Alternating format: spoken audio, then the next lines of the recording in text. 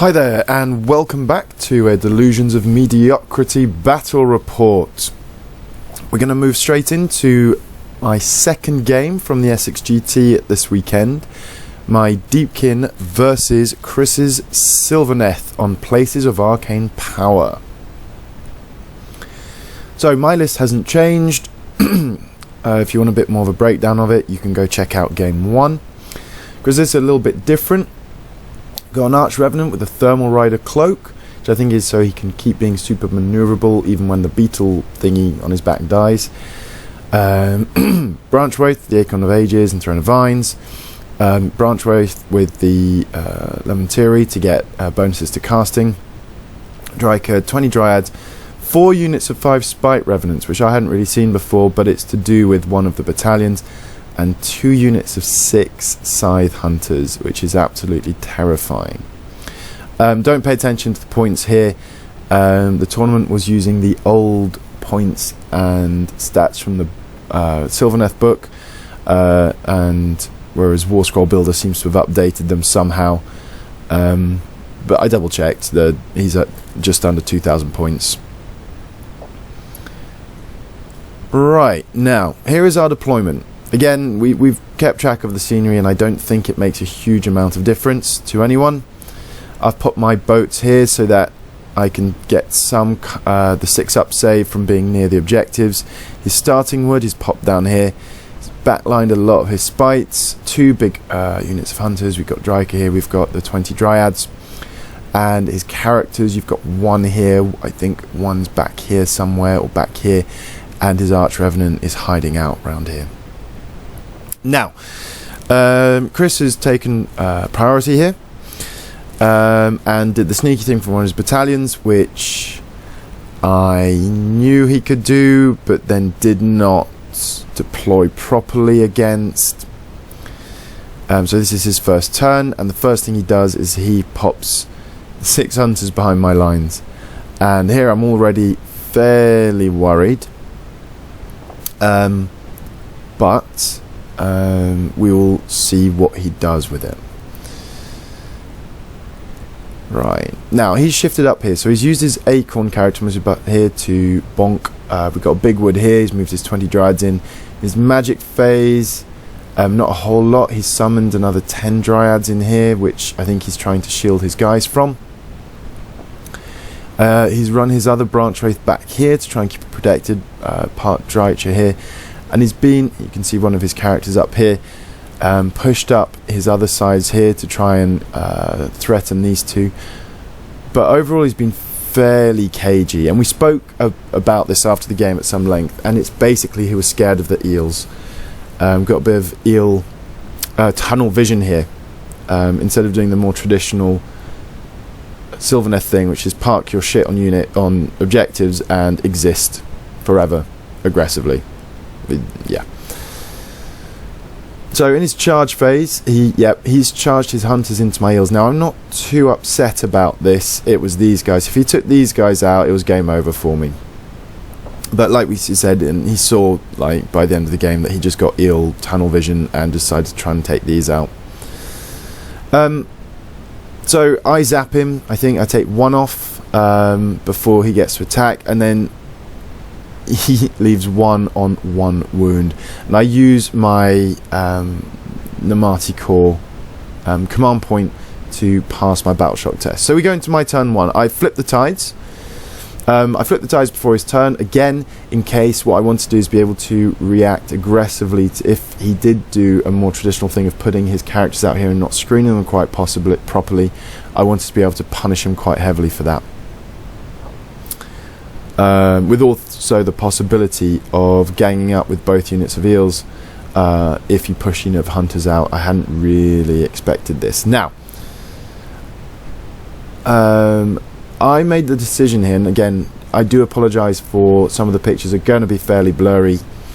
Again, I'm taking them quite quickly on my phone so as to not slow the game down too much, so I am sorry for that. So what I've decided to do here is, given where his stuff is at, and it's only really my characters are important, a few things have happened here. So first of all, my magic phase, I try and Steed of Tides him way up onto this objective, but I fail the cast. So he's had to run up, and he's not quite able to run far enough. And I think I even spent a command point on this, but he is just short of being able to score that objective, unfortunately. So what I've done is I've pushed my eels up here, and I'm basically going for the double turn here. Is what I'm doing, and I've done this a lot this weekend. Is I'm hoping for the double turn, because otherwise they're going to get hit by something. So what I've done is I've moved my eel out of combat, and I've decided that 60 shots from these guys are going to make a bit of a mess, and then my thralls, and then again hoping, because next turn it will be high tide, so I can then react to this. What I've also done, incredibly blurry, so if you can squint you can just about see that I'd brought the Achillean king on, and that was one of his big mistakes, and he saw that afterwards. He didn't screen this corner off with his Dryad here, and so instead of sending her off this way, he was much better off screening this part of the board, because it left me enough room to bring the king on, and he's just charged in to Dryker. Yeah, these guys I think I kept here trying to help protect this objective from any of his heroes coming in on his turn, because they would have come in and I could have just zapped them rather than going off this way. And I've charged in here. I think these guys took one off with shooting, which all things considering is not bad. And I've charged in with my thralls, and his pack hunters left. And actually this combat I spack a little bit up here, do a few wounds but not enough, and that sort of exists. So all important roll for priority, and I win. So I get the priority going into turn 2, which is my high tide. Right, so what I'm going to do here is I've run these guys up. I'm quite lucky on my dangerous terrain test. I've got a unit of thralls down here as well, and I've parked my tidecaster here just to take that objective. He's run up here. He can actually sit there now, because even whatever he throws at him to come back in his phase, he can just Shroud of Midnight and not really care too much. Here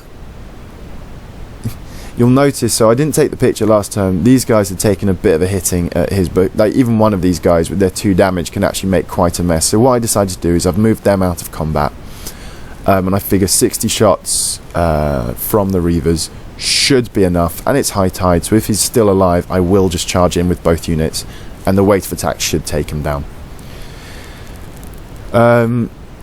I've moved my Soulscrow up here to help me try and cast so that you don't get cover prayer, which again does nothing at all. Spoiler alert, I'm not going to bring it up again, it just doesn't work. Why would it? And he's up here, and I've decided that we're going to go for it, and I know that these guys won't clear them out in one go, but I can make a real mess of it and tie them up. So what I don't want is to give them an easy path down here, because all I want is to hold this for as long as I can, and all I need to do is score it a couple of turns and he won't be able to score enough points, because this is the one where you score it for the amount of turns that you've held it. So the idea is to tie them up. So shooting, actually 60 shots just obliterates this guy. Now this is the end of the combat phase up here. They've charged in, even with the zaps, even with him being on 6 up armor and 2 damage. I only kill 2 of them. Fairly frustrating. My record of ills against Kernoth Hunters is absolutely abysmal. It seems every time I play them, they get a 6 up save re-rolling when I charge them, and they just make 1,000,005 saves. So that's great. Anyway, it doesn't matter, because the idea is to hold them up, and at the very least I'll hold them up for their turn, so they're not going to get in and take this away from me for this turn, so I should score it for at least one more turn. Right, so my opponent's turn 2. I think they're able to summon a wood up here. Bum bum bum bum bum bum bum. These Dryads are moving back to try and take off my king, who last turn, did in fact kill Dryker. I didn't take a picture of it, so I only took him 2 turns. So my turn 2, I scored 3 points. Yeah. So he's summoned that one up there. This is a general overview, a very blurry overview of the battlefield. I've got my Namati over here. These guys are going to try and hopefully recharge up here. He's pushing up with his spites to try and take him out this turn and maybe come in. Got some spites up here. His Arch Revenant, I don't think you can see, he's going to fly over this way. These guys are surrounding here, and that's the general look of the board. I tried to take a second better one, but it's not great. Here you go. His Arch Revenant's over here with another unit of spites who are just coming back round this way. Now, in his combat phase, yeah, he kills off my eels. That's just unfortunate. I'm not able, even fighting before him, I really just don't do much. But importantly, that's an extra turn where he doesn't get this objective. So we go, he's still on 1 point from that first point he scored with Dryker at the game, start of the game. So turn 2, it is 3-1 to me, and I get the priority into turn 3.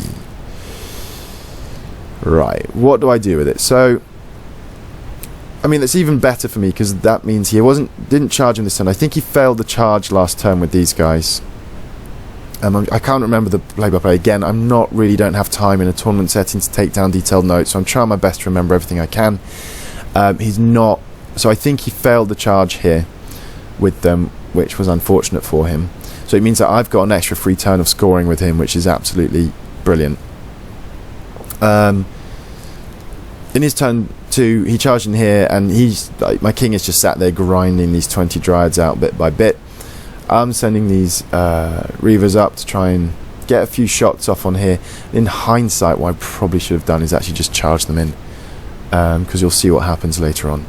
I've made a defensive circle down here at the bottom left. I left a bit of space here. I don't know why. I think I was concerned about him getting reach over or whatever. I fluked it just about, and you'll see what I mean by that in my opponent's turn 3. Yeah, this guy is just being an absolute legend. He's just losing a wound here or there, but he's just passing so many 3-up saves. Yes, it's an ethereal 3-up, but the weight of attachment of the Dryad should really grind him out. He's just being an absolute dude. They're down to 3. No one cares. I keep forgetting to make his boat saves, but that doesn't really matter. And at the end of my turn, I've hold all 3 objectives for 2 turns, so I score 6 points. It puts me up to 9 points to my opponent's 1. Right. Now, so he's bringing his Scythe Hunters down here to try and make a mess of my life down here. Being quite aggressive with these guys. Now, we spent some time measuring it. He wanted to fly his Arch Revenant down here into a hole, and it just so happens, did not plan this. There was never more than a 7-inch gap between any of my models, so he couldn't fly down and not be within 3 of any of my units. Something for me to bear in mind in future games, but there you go. I've just regrown a load of stuff up here, and I'm just swarming this objective, so that if he tries to take it off with anything, I will just come in with my units and just take everything off. Yeah.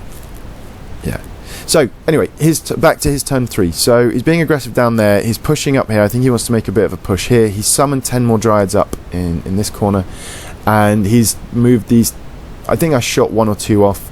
It's important for armor saves, but he's going to try and help put a bit of pressure up here, which he does. And in fact, where 20 Dryads failed, 10 Dryads succeed, and actually he finally takes off my king, which is a real pain in the arse. So his Colonel Hunters come in, make a bit of a mess of these guys. What he's done is actually he charged in with his Spite Revenants into the Thralls, who just turned around because he wanted to go with his. I think he went with his Hunters first, or maybe I lost a couple of Thralls, and they just turned around and just deleted them. So these guys, because they've got a fairly good bravery actually, and he didn't kill as many as he should have done, they're okay. So I passed the battle shot, maybe lose 1 or 2 extras, and these guys I'm fairly sure I used a command point on. So crucially, at the end of turn 3, I've scored 9 points. He has scored only 1 from that first turn. Now he does double me into turn 4, which is I think I can live with that. So he spends a bit of time here consolidating. He's brought his branch wraith up.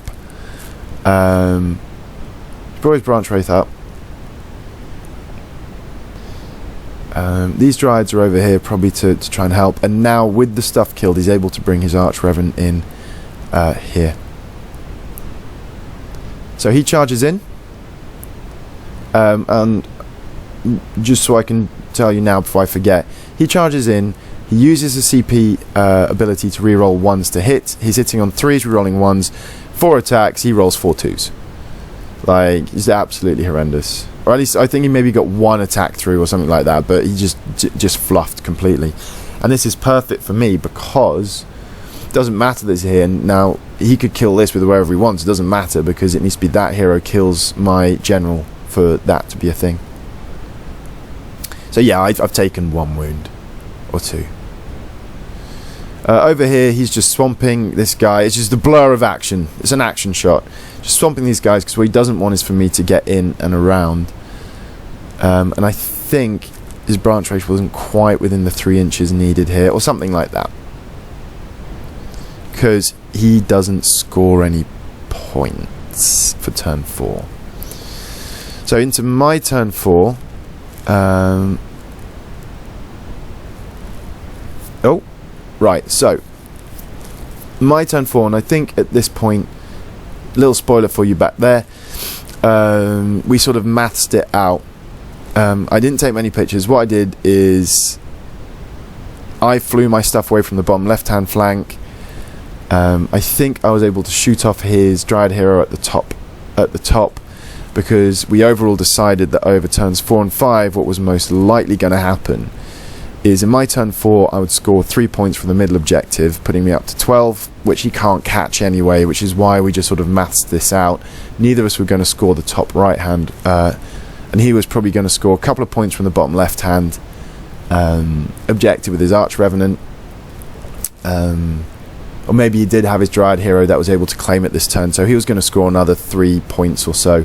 So the way we worked it out is the game would have ended turn 5 no matter what at 16 points for me and 4 points for him, and that was being, I think, fairly pessimistic on that one. So there we go. Overall, a major victory for that one. Sorry I couldn't be a bit more detailed for you. I got a fair number of kill points. I didn't keep track of the kill points in my notes for this, but overall I was quite happy. And I think it boils down quite simply to one of those very first pictures that we looked at, where he had the chance in his very first turn to come in the backfield. If we look down here, it was this. He went for the eels instead of just taking out 2 heroes. Now this guy ended up scoring me from turn 2 onwards, so he scored me a hell of a lot of points. So if he charged in now, yeah, fair play. He could have charged in, I could have popped my Shroud of Midnight, but then I wouldn't have been able to keep him safe here. So, I mean, in some way, shape or form, and yeah, granted, there was some, like, they still would have died, but it would have given him the opportunity, probably. I don't know model-wise if he would have quite been able to, but if he'd been able to kill these 2 characters early on, a very, very different game. I mean, looking at it now, if he'd charged in, it was a long charge from his hunters. I could have popped the Shroud of Midnight. He would have maybe got 2 of them on here, but if he did, he was in range of 6 eel zaps. So I don't know. And this guy's got 7 wounds, ignores the first wound every turn. In all honesty, chances are all he needs is 1 or 2 of these guys and some decent rolls to pop in and get that, so I don't know. But anyway, nice to get a major victory. My goal for the weekend was to get 2 wins, so I was halfway towards my overall goal. So this made me incredibly happy. Again, Chris was an absolute gent to play. Great game. We had a good old chat after this game and at various points over the weekend as to how the game went, and you know where things went a little bit wrong for him. But overall, in a fairly grindy scenario against Sylvaneth, I was very, very happy to get a major win out of that one. So that was me, 1 win, 1 loss going into game 3. Stay tuned to see how the rest of the weekend pans out.